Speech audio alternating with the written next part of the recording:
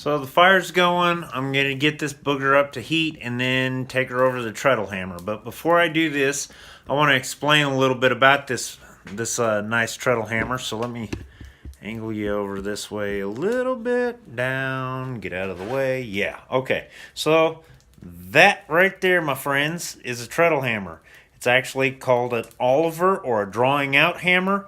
That's its sole purpose is to take and break down bigger lumps of stuff and knock it down into smaller drawn out tapers and stuff like that. I can use some limited tooling on it. It's got to be really short in order to strike it solid across the top of the tool though. So it's kind of persnickety.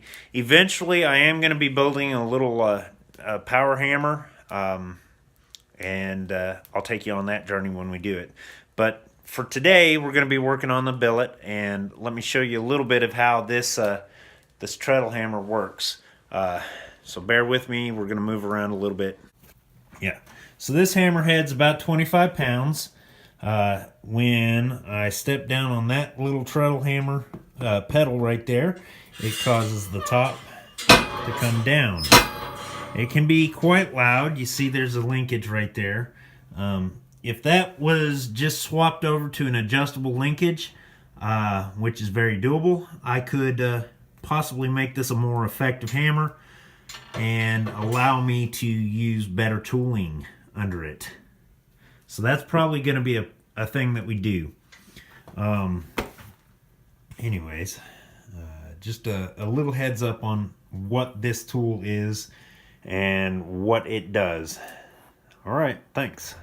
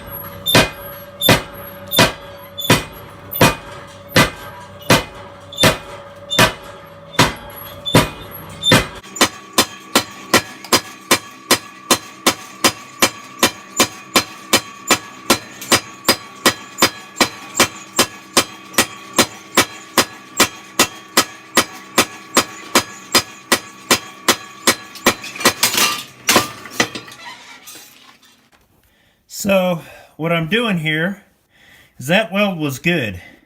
So the little section there that I had some cold shuts in, where it hadn't quite, well, not cold shuts, but where it hadn't quite laminated together, welded together, it had me concerned there.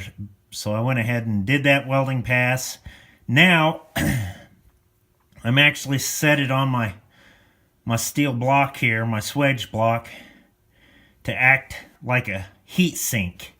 So what that does is it draws the heat quickly out of the piece of hot metal there, so that I can actually do stuff with it, like cut it into tiles.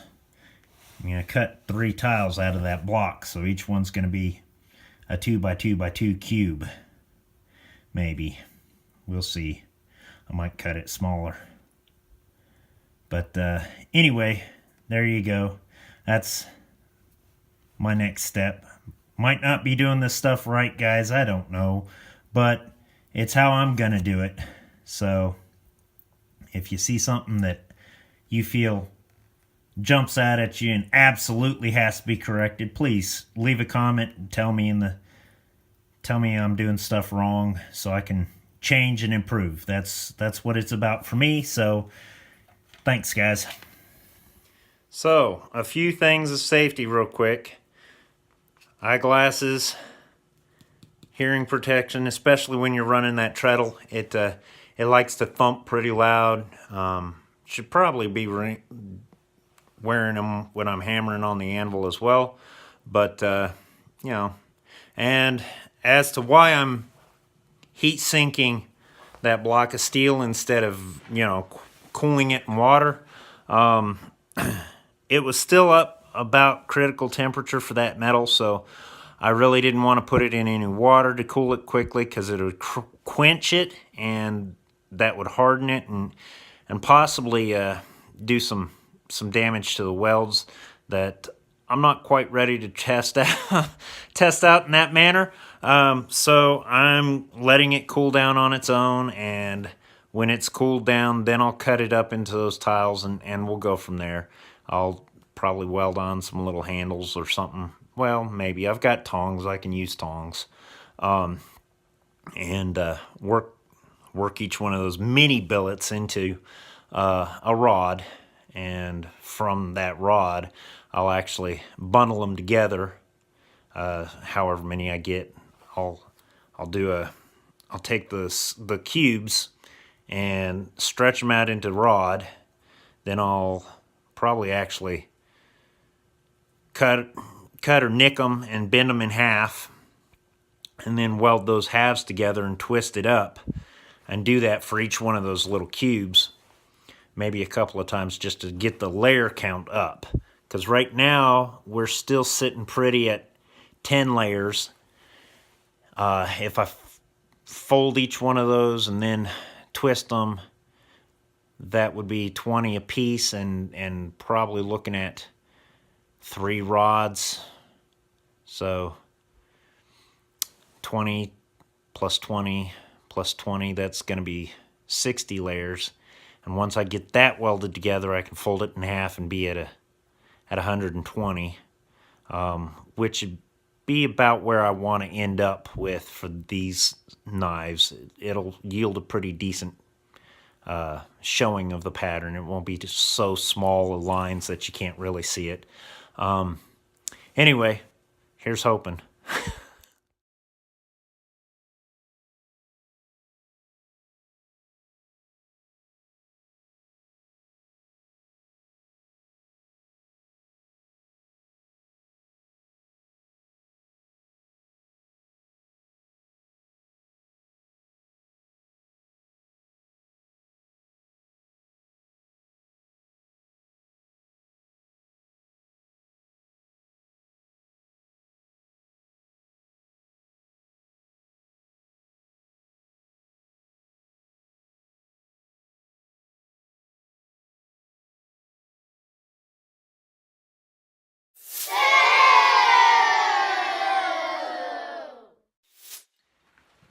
Alright guys, so we had a little bit of a malfunction there, as you can tell. That booger's a little bit warm still from cutting it. I got impatient. The bandsaw wasn't working as quickly as I'd like to.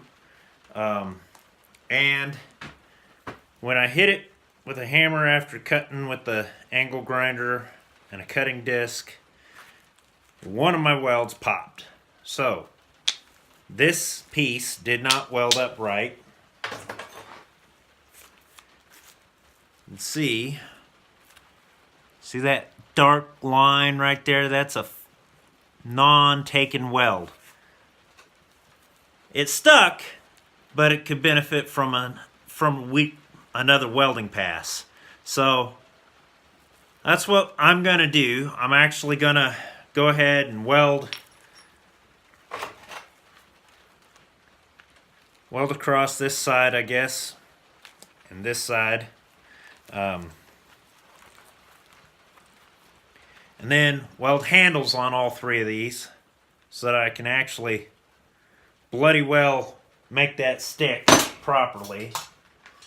Then we'll restart the fire because I took too bloody long. Yeah. And lesson learned, I won't do such a big billet next time. But anyways, take a little break, restart, reset, and we'll go from there.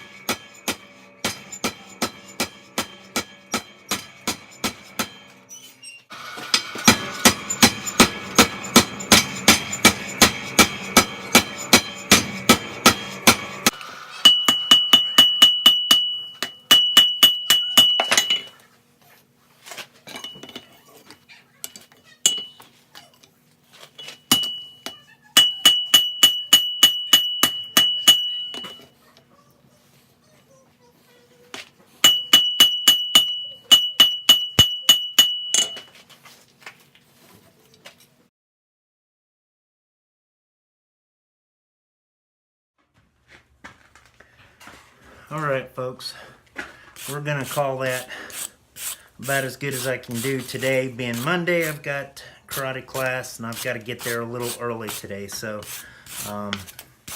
do some helping of the instructor, help him out a little bit on some other stuff. So we're gonna call that good. I'm gonna clean it up and stick it over here in my forge so that it cools down and whatnot, real nice and slow on its own. Anyways, bury it over for the night. And we'll go at it again early in the morning tomorrow. See ya.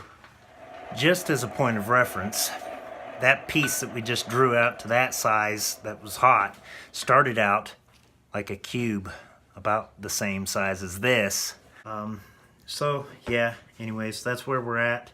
Tomorrow I'll finish drawing that piece out and probably start drawing out one of these. I do have